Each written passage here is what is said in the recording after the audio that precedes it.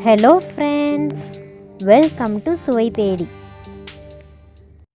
இன்றைக்கி நம்ம சேனலில் 49 வீடியோவை கடந்து 50வது வீடியோவில் அடி எடுத்து வைக்கிறோம்.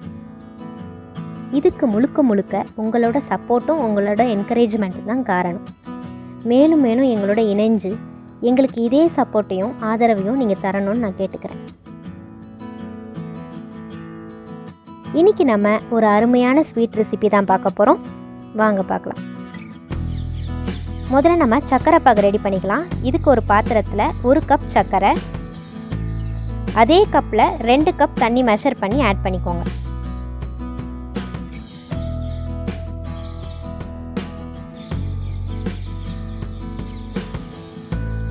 இதில் நான் க்ரஷ் பண்ணி வச்ச ஏலக்காவை போடுறேன். நீங்கள் பவுடரை அரைச்சியும் ஆட் பண்ணிக்கலாம்.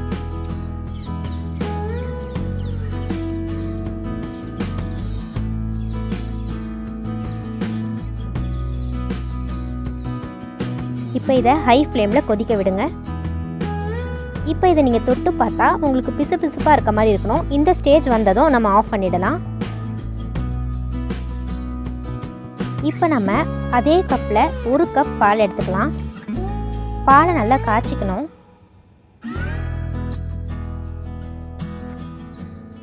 பால் நல்லா கொதித்து பொங்கி வந்ததும் நம்ம ஆஃப் பண்ணிடலாம். இப்போ ஒரு பேனில் நம்ம காய்ச்சி வச்சுருந்த பாலை ஆட் பண்ணிக்கலாம்.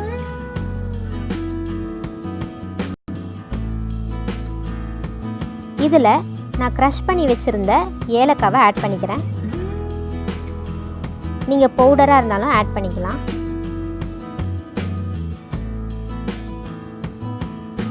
இப்போ 1 கப் பால் எடுத்துருக்கோம். ஸோ 1/2 கப் கோதுமை மாவு எடுத்துக்கணும். இது ஒரு ரொம்ப ஹெல்த்தியான ஸ்வீட்டு. நம்ம மைதா மாவு எதுவுமே ஆட் பண்ணல. இதில் 1 டேபிள் ஸ்பூன் நெய் ஊற்றிக்கோங்க.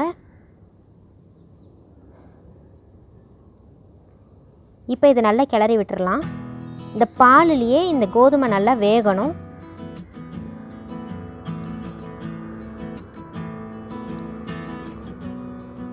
இதை ஒரு 5 நிமிஷம் நல்லா கிளறி விட்டிங்கன்னா ஒட்டாமல் வரும். அந்த ஸ்டேஜ் வரைக்கும் நம்ம இதை கிளறி விட்டுக்கிட்டே இருக்கணும்.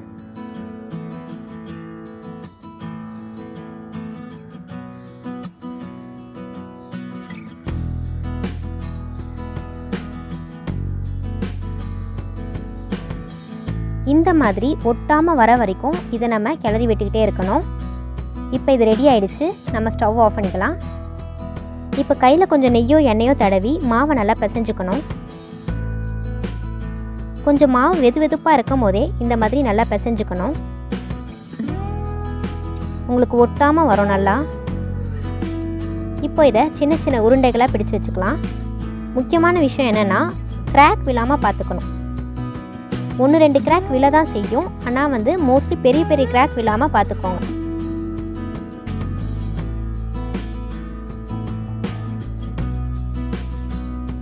இப்போ இதில் இந்த மாதிரி ஒரு இதை வச்சு நான் கொஞ்சம் டிசைன் போட போகிறேன்.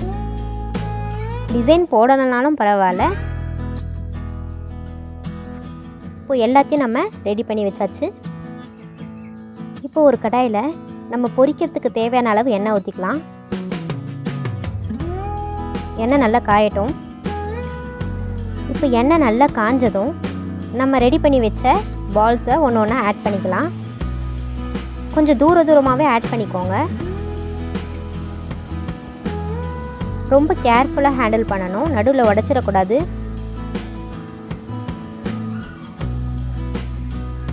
மீடியம் ஃப்ளேமில் வச்சு தான் இதை நம்ம பொரிச்சு எடுக்கணும்.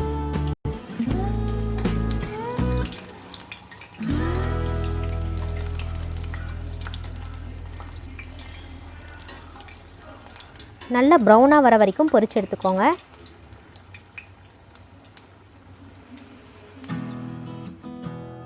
இப்போ இந்த மாதிரி நல்லா கோல்டன் ப்ரௌனாக வந்ததும் நம்ம எடுத்து வச்சிடலாம். எண்ணெய் நல்லா வடித்து எடுத்துக்கோங்க. இப்போ அடுத்த பேட்சை போட்டுக்கலாம். இப்போ இது நல்லா சூடாக இருக்கும் போதே இந்த பாகில் போட்டு 1 மணி நேரம் ஊற வைக்கணும். நம்ம சூப்பரான ஸ்வீட் ரெடி ஆயிடுச்சு. இது கிட்டத்தட்ட குலாப் ஜாம் மாதிரி தான், ஆனால் குலாப் ஜாம் விட ரொம்ப டேஸ்ட்டாக சாஃப்டாக இருக்கும். கண்டிப்பாக செஞ்சு பாருங்கள். பாருங்கள் எவ்வளோ சாஃப்டாக இருக்குன்னு. குலாப் ஜாம் செய்கிறத விட இது ரொம்ப ஈஸி. ஸோ கண்டிப்பாக எல்லோரும் செஞ்சு பார்த்துட்டு உங்கள் கமெண்ட்ஸை மறக்காமல் ஷேர் பண்ணுங்கள். நம்ம சேனல் பிடிச்சிருந்தா லைக் பண்ணுங்கள், ஷேர் பண்ணுங்கள், சப்ஸ்கிரைப் பண்ணுங்கள். கூடயே பெல் ஐக்கானையும் ப்ரெஸ் பண்ணுங்கள். தேங்க்யூ.